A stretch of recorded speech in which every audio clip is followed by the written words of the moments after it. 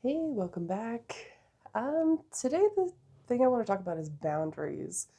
This is a topic that I've been kind of bumping up against lately for multiple reasons. Part of it being that there's other people in my life right now trying to set up boundaries for themselves. And I'm also, as I mentioned in previous videos, trying to start my own business. And that is like a whole new set of boundaries. And I think that's why boundaries is a topic that's come up in my life many times in many different ways. Is I think every time you enter a sort of new experience, new relationship, new something or rather, you have to there's a whole new set of boundaries that you have to figure out for yourself. And I don't know, or at least that's my experience. Maybe people who are like extremely good at boundaries are able to just come into every situation with very clear boundaries, but that has not been the case for me. And that could partly be due to the fact that boundaries are not something that I even knew about for a really major part of my life. And I just kind of saw my energy, my time, any sort of like access to my skills, all of that stuff as something I kind of owed to people for whatever reason, whether it was to get love or recognition or approval. I just didn't have those sorts of things in place for myself, which if you are someone who struggles with boundaries will like be able to appreciate and be able to like recognize that does suck. And I think when you start realizing that that's the case, that you're just kind of expending so much energy on others um, and in a way that is detrimental to you. Because in my case, when I've gotten better with boundaries now, but there was a time where I would let anybody just, call me whatever time of the day and I would pick up. I would feel this obligation to pick up because if I didn't, like, whoa, what's gonna happen? If I don't pick up the phone right now, even though I'm busy, I'm doing something. That's just like one small example, but that came across through like in my work, in the workplace. I had no boundaries. In my relationships, and what it caused me to do essentially is like really pull back from people because instead of setting my boundaries and telling people, this doesn't work for me, this, you're asking too much of me here. I just decided that people in general were just too much work for me. Like I was just like, no, I can't do that, or I don't want to have to deal with it. And yeah, it's not that I regret it necessarily because I think a lot of time on my own, a lot of solitude has taught me so much about myself and has allowed me to grow without the influence of others. Although, I've heard it argue that it's better to have the influence of others because they reflect back to you. And I totally see that. And I think that's where I would like to be in the next phase of my life. Just have these relationship with people who are able to respect boundaries, who, have boundaries of their own, and who are just kind of open in general, like open minded and able to receive, all my weirdness and all my crazy thoughts and all my ramblings and all that stuff, within within their limits, of course. But yeah, I just think that it's been something I've been bumping up against lately because I'm starting a business for one. So one thing I had to do last week was write up my first proposal. And if you've never done anything like that, it was for a project that I'm taking on with a client. And it's all about kind of setting expectations and being like, this is what I'm going to do. This is what you're going to do. This is what you can expect. This is what like is not part of what I'm going to be doing for you. And then like, this is what we've agreed on. And yeah, and when I actually got coached a little bit with this proposal, this first one that I was writing. And the person coaching me was kind of like, yeah, this is where you, A, manage expectations, right? So, again, what's part of this project? What are they paying you for? What are they not paying you for? Being really clear and making sure there's a very clear understanding between you and the client or clients about what you're going to deliver in the end. And then the second part, she said, this is a document to cover your ass. So really, again, protecting yourself from them coming back and being like, well, I thought you were going to do this. And it's like, no, I wrote in the proposal exactly like, this is what I'm going to be doing for you. And yeah, that whole sort of process that I was going through it, writing it, correcting it, going through it, is I was like, this is basically like a big boundary boundaries document, right? I'm setting clear boundaries between myself and the client about what's to be expected. And as I was writing it up and everything, I was like, this is really, really, really cool. As somebody who has struggled so hard with boundaries, I get to set boundaries every time I start working on a project with a client. And I thought that was like, yes, it was super time consuming in a sense. Well, it was my first one, so it took me like almost 2 days, I would say, in total, but which is way too much time. But, for my first one, I can forgive myself, and I can also just see it as a learning experience. Everything is kind of a learning experience right now. I don't really know how to do anything. I had to create an invoice. I was like, how do I do that? So it's exciting, but it's also kind of like, oh boy, with every new task. But that's just part of starting something new. But I was like, this is really, really great. And yes, it can come across as a little bit, maybe to people who are not used to receiving this kind of document, as a little too like detailed and a little too formal and everything. But I really appreciated, yeah, my coach's comment about how, this is really, again, a document to manage everybody's expectations, right? And then you can, like, you send it, people can come back to you and be like, oh, well, this is not really what I had in mind. So it really makes things clear. And I feel like in life, sometimes that line is not so clear. You don't come into a relationship being like, here is my proposal for this, this new friendship or this new relationship or this new partnership or whatever. Like, you don't come in with a document that the other person reviews and is like, ah, yes. And like, I realize that sort of, um, those sorts of conversations can happen over time through other conversations as well. But like, how, in a sense, like, how useful, even though it seems a little bit like cold and methodical in a sense, and to think that you could enter into a sort of agreement like that with somebody. But I just feel like, yeah, to just like come in with, and I know some people probably do, they have more of this awareness of boundaries. But as somebody who, like I said, is still struggling with this and is still figuring out what my limits are, yeah, I don't know. I just see that and I'm just like, that would be so great just to be like, this is what you can expect from me in this friendship. Like, no, I will not answer your calls past like 10 p.m. No, I will not like do this or that. And like, and kind of just like what my comfort is. And maybe again, this is, I keep coming back to my neurodivergence.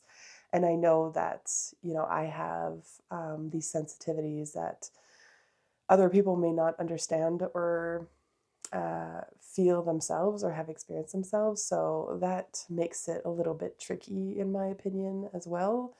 That, or it has in the past for me, because I've always felt like before I even knew what boundaries are, in a sense, I was like, I feel like I should not feel this way.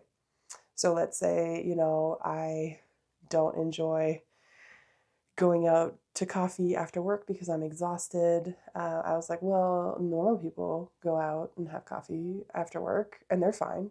So I feel like I'm not allowed not to want that, or not to, um, yeah, to put a boundary there of like, kind of like, after work, I am pooped and I don't want to do anything else. Like, I want to go home. I want to put on my pajama pants. I want to pet my cat. I want to play some video games. I don't want to have to, interact or do any of, or be in a public space with people again, because I did that all day by being at work and my battery is super low.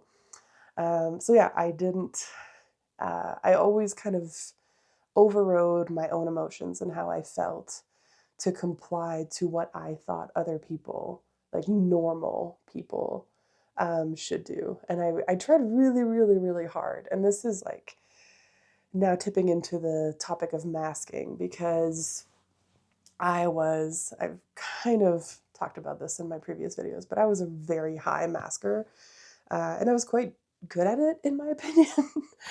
Unfortunately or fortunately, I don't know. I see it as both sides. Like, I feel like my ability to mask gave me some opportunities in a sense because I was able to pretend to be a certain way or to accommodate people and yeah, it served me in some cases, but in other cases, it completely had the complete different or opposite effect where it really played against me, just in how people would try to form friendships or relationships with me, and I was showing up as the version I thought they would want to be. Kind of like I would study them, because one of my special interests is people.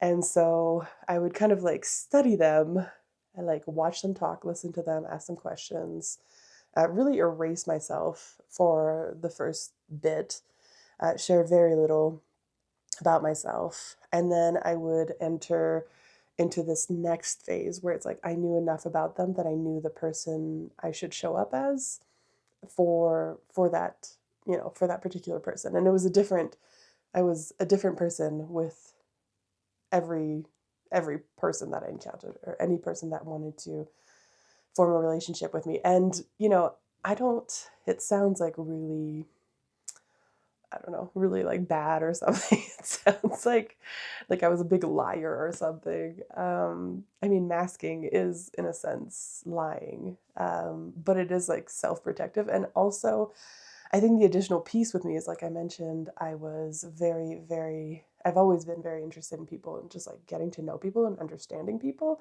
So there was like a genuine interest on my end, to get to know them and all of that. But I feel like I would eventually reach this point where I was like, okay, I feel like I've like studied you long enough, and now I'm kind of done here. Like this was interesting. This was really like I liked learning about your life. I liked learning about you and how you work and how your brain works and how you think. But now I kind of feel like I have a good enough picture that I'm ready to step away and, never, never like interact with you. Because I think like there was this threshold at some point where it's just like, do I move into actual friendship or not? And for me, most of the time, and maybe probably largely because I was masking, um, yeah, I often entered these relationships where it's really, really one-sided. So, like, let me give you an example. There was a retired teacher when I was working in a school that, yeah, started showing interest in me and just like talking to me. And, she had kind of an interesting life. She lived on a boat, first of all, which I was like, I've never met anyone who lives on a boat. That's so cool. And like also like so interesting, like, where do you shower? How does that work? Like, do you get seasick as in the middle of the night? Like, or is it relaxing? What's like the noise like around? All these questions. Like, do you go out on the sea every weekend? Um, how do you cook? Like, I just had all these questions, like these genuinely, like, I was actually genuinely interested in learning more about this person. And yeah, like we would talk at school often. And at some point, she invited me to have dinner at her place. And that was interesting too, because I went over there, got to see the boat, got to kind of experience, ask my questions. She shared some of her life, how, the boat and stuff was kind of her husband's thing more so than it was hers at first. Of course, she adapted to the lifestyle and everything, but he had passed. And she had all these letters from him that she had kept, and she had reconnected with his family after the fact, after he had passed, and shared sort of their history together. And it was like this really kind of pleasant evening in a sense where it was totally one sided again. But she just shared so much about her life, and I got to like, yeah, just indirectly live this experience of just like what this other person's life could have been like. And as somebody who's very, very much in my head, and I love like making up stories and putting myself in other people's shoes, and that's just very, very me. Like, I really enjoy those experiences because they bring me kind of this new perspective, and it's like brain food for me. So yeah, I went away with all these things, but then I felt like after that, like that was kind of it for me. Like I was just kind of done. But then this person kept trying to continue this friendship, and I don't know if this is making me sound like super cold or something. I just I'm trying to explain like what masking has felt like for me, and yeah, I think through masking there's some boundary issues as well. But yeah, it was just kind of an interesting thing. And what I ended up doing, because I was not good at boundaries, and instead of being like, well, that was nice, like it was nice getting to know you, but I'm kind of just like, I'm not getting much from this relationship now, beyond this experience that we had of you just sharing your life, and that was really interesting for me, but I don't really see a long-term friendship. And instead of being able to communicate that with this person, I just started like avoiding them. And this is how I did boundaries for a really long time. I would just like just back up, and it caused me a lot of like grief in my life. I think there was times where I like backed off from certain situations or relationships because I was not able to speak my boundaries or communicate them, and I ended up losing connections, friends, jobs, et cetera, et cetera, et cetera. Because I just felt like, oh, well, there's this standard that I need to meet. And since I can't meet that standard for this person, I should just like run, or I should just like leave and just not take part in this relationship. And yeah, it's, I think now looking back, I'm just like, well, that's not a very effective way of going about life. And so I'm trying to learn boundaries. And I feel like that started within my own family circle, and it is still a struggle because there's still a part of me that is wanting to meet those standards. And I find it especially difficult with my own family. So, and in particular with my father. So I don't know how far into this I want to get, but it is something that's very difficult. And also, unfortunately, with some members of my family, when I've communicated sort of like my differing needs based on my neurodivergence, it hasn't been received well, or it's been completely ignored, or it's been kind of used against me in a sense, like insinuating that I'm using it as an excuse or something. And I should disclose that I'm not officially diagnosed, but like I'm self discovered or self diagnosed. And I relate to it on such a deep level. And I've read lots of books and watched a lot of people talk about their experience. And I know that when it first came into my just when it first came into my life, like when I first started learning about this, it was a huge relief because my whole life I felt like such like so weird, like just so like I just so didn't fit in, and I didn't understand. Like I was like, is everybody else just pretending? Is like this is what we do, right? We just everybody's like this, right? Like everybody experiences this the same way as I do. We're all just like faking our way through life, I guess. And when I started reading about neurodivergence, I was kind of like, oh no, like, no, this is an experience that's very specific in a sense, to each individual based on, their stuff, or like where they are on the spectrum and their sensitivities and everything.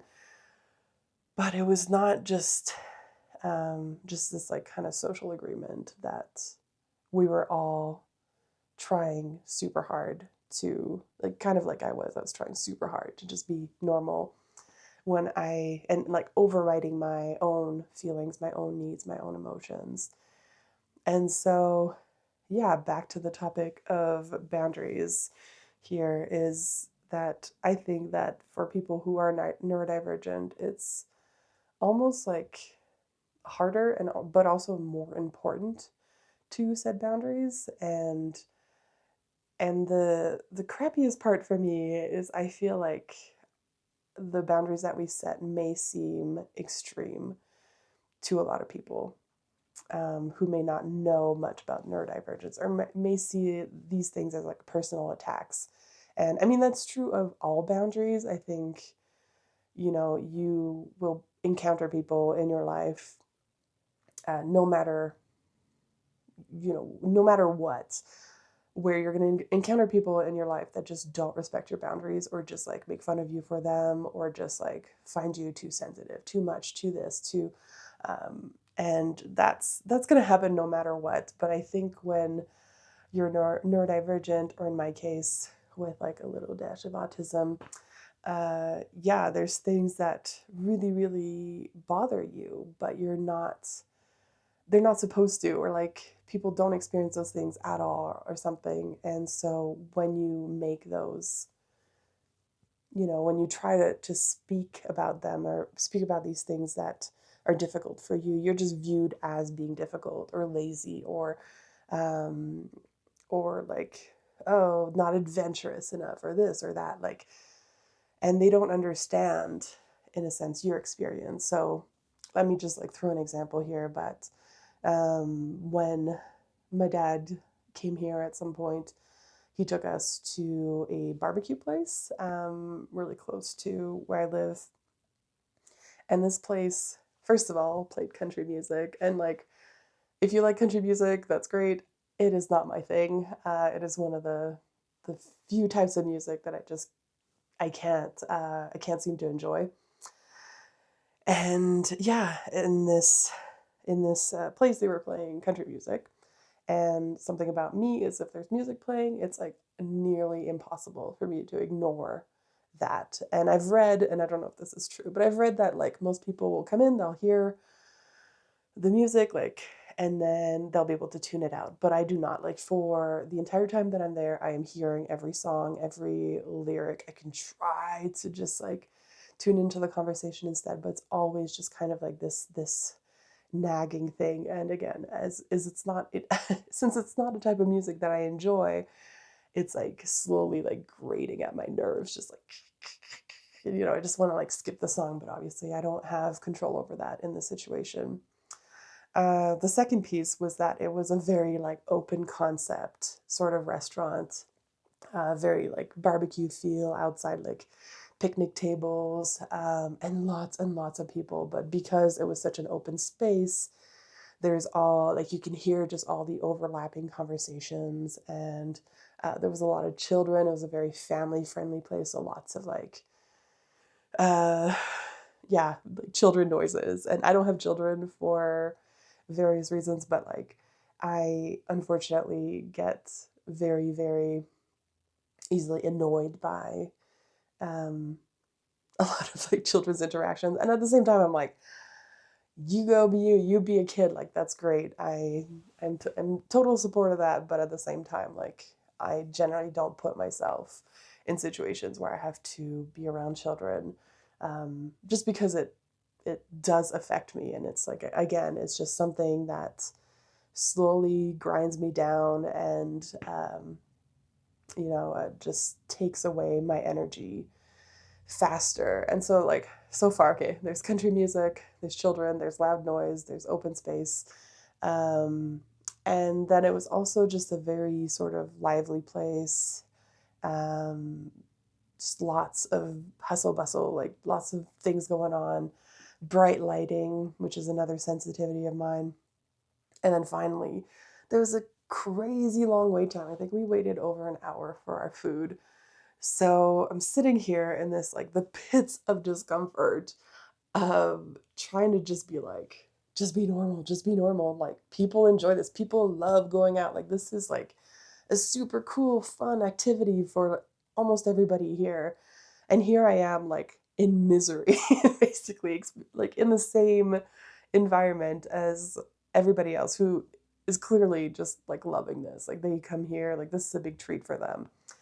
And although the food was good, um, just the whole thing was not worth it for me. And I tend to I'm using this particular example, but I tend to ignore restaurants in general. Like it's just not an environment that I enjoy. I don't enjoy not like not being in control of so much and being kind of like stuck there in a sense and not being able to leave.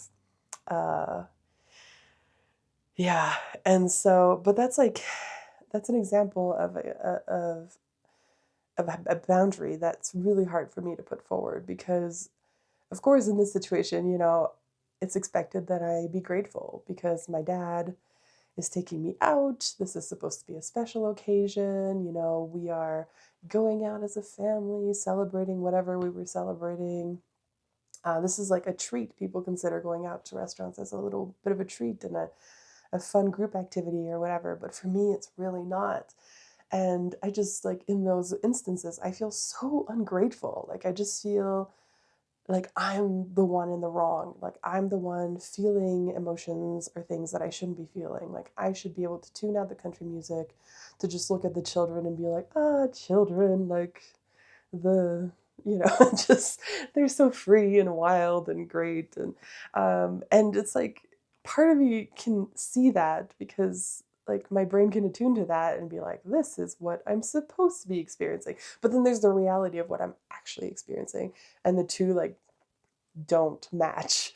And so I feel like the problem. And so I don't set boundaries and I just sit there and I take it. And like this is so unfortunate. And in this case, it's like a small sacrifice ish. Like it's a couple hours of my life. It's not huge, but there have been examples of my life that are so much bigger and so much like crappier in the end. Like the end result just sucks. And in particular, there was a job that I had about 4 or 5 years ago now, and I actually really enjoyed the job. First of all, I was able to manage some kind of accommodation for myself where I got to work mostly from home. I had to come into the office for the occasional meeting here and there or to pick up equipment, but for the most part, they trusted me to work from home. Secondly, I was working on projects, so I never got bored in a sense. Like I have the kind of brain that I'm like, once I know how to do something really, really well, repeating it like brings me no satisfaction. I need something else, something new to learn. And so the fact that we were working on projects really helped for me because I was like, there was a clear start date, end date, and then the project would be done, and then something entirely different would come in. So the environment worked for me, working from home. The work itself worked for me, which was great. But what didn't work for me was the office dynamics. And there was like this was a place where there was a lot of bullying going on, like a lot of, and unfortunately I was, yeah, there was like people who were manager level within the company that one person in particular that had formed a sort of like relationship with me where she shared a lot and bitched a lot about people and told me about things that were going on behind the scenes and the kinds of things that were being said about my coworkers and the sort of like strategies that they used as management to sort of push people out or to like get them to leave the company if they didn't like them. Just, I had a friend who worked there who was essentially kind of like bullied out because, yeah, like everybody else got to work from home, but for some reason they wouldn't allow her to do it. And it was very, very targeted. So, again, just doing everything that they could to push the people they didn't want there out. And that didn't sit right with me, like at all, because as much as I'm not the best at forming relationships with people, I do kind of have like a baseline sort of respect for people in general. And you can go below that line if you do certain things, but I give everybody sort of this baseline level of respect. And I felt like so much of the time, the boundaries, sort of like the boundaries that I had for them were crossed by these people, and it was shared with me. And yeah, that just didn't sit right with me. And also, on a personal level, my boundaries were crossed like consistently. and I would express sort of the need for help or the need for further guidance or more time for projects. And I would get met with like, oh, you can do it. I believe in you. You're a star employee, and there was a lot of grooming. And this is not something that I saw right away. But over time, I noticed that there was a lot of grooming coming from this person and from other members of management, but in particular, one person. And I felt like she was grooming me to be this little worker bee employee that did everything right. And yeah, that just produced good quality work with a really quick turnaround. So yeah, and there was a lot of like boundaries that were crossed while I was there, but I just kind of let it all pile up. So this was like over a year and a half, maybe, where I just let them keep doing these things. And eventually I reached this breaking point where I was literally incapable of completing a project. So like I was barely sleeping because all I could think about was like the stress level that I had. I tried to have conversations with a few of my managers being like, hey, any possibility I could get help on this? Or like, can we extend the deadline? And I was probably too nice about it, honestly. This was a period of time where I was definitely not good at boundaries. And I would just again, just shit pile up until I reached this breaking point. And in this case, it really sucked because, as I mentioned, I really liked the work and I liked being able to work from home and it just worked for me and the pay was like decent and, you know, but just the treatment of my coworkers and the way they treated me coming together was a huge stressor and one that was like slowly bubbling from somewhere inside of me, like just, and then I reached this breaking point where, like I said, I wasn't sleeping. I was not able, like, my creativity was just gone. Like, it was just gone. I was trying to come up with how to do something. And usually, like, I'm very, like, sit down and just do it and slide things around and move things around. And eventually I come up with something I like. But I couldn't even do that. Like, I couldn't even open the document. Like, it was so weird in a sense. Like, because I was like, no, I can do this. I can do this. And I would sit there and I'd be like, why can't I do this? And I just, yeah, I had reached burnout, like, the level that's where I was at. And what ended up happening is that I wrote them like, I don't remember how long it was, but it was this super, super long email kind of outlining all of the crap that I'd noticed and just all the things that I'd seen them do and say and the over promising and like the putting down of the team, the treatment of people, just all the crappy things that I'd basically noticed and registered and stuffed down for like over a year. And I wrote it all in one email. And when I say like I burned that bridge so good. Like I burned it so good that no one could ever build a bridge there again. Like, and yeah, this is definitely one of those situations where my lack of ability to be able to set boundaries and discuss them and maybe was just not a place for boundaries too, like maybe they were just not receptive. Obviously, like it's been years now, I can't go back and really put myself back in that situation and be like, could I have done something here? I like to think that I could have, but maybe it was just not that kind of workplace. And I mean, if you've ever been in a toxic workplace, you'll kind of be able to sympathize with me here. That just some places are just toxic and there's nothing seemingly that you can do except get out. And that's what I did. I sent that email while also sending a doctor's note saying that I was going on stress leave. And it didn't end well in the end. Like none of them contacted me again, which I thought was like, I don't know. I thought I had some people maybe on my side there, but other than my coworkers did reach out, but like the management level, I thought there would be some kind of attempt at conflict resolution or something, or because they had praised me so highly. They were like, you're like an essential part of the team. You're like, your projects are so good. Your work is so good, blah, blah, blah, blah, blah. Like, again, all this grooming. And so to be just kind of tossed out like that was really, I mean, in a sense, I guess maybe I deserved it, quote unquote, like not actually, but in the sense that I should have been maybe more upfront along the way and not piled it on and sent it off in this this email at the end, which was very shocking apparently to some of them, that I would write that, or that I had all these opinions. Like, I had obviously not done a good job of communicating any of that stuff, but yeah, in the end, it did suck for me because, again, I really enjoyed this work. And so that is an example of where not setting boundaries has really hurt me. And so I'm hoping to do it differently as I move into this next period of my life.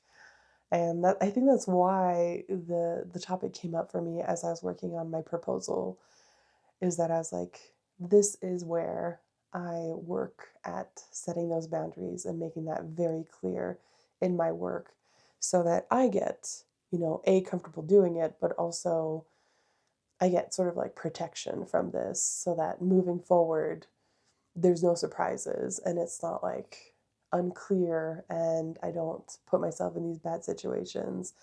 And I really love that. I really love that there's a way that, as the sole proprietor, the owner, the one in charge of the business, I can set those things up for myself, and just have better relationships resulting from that.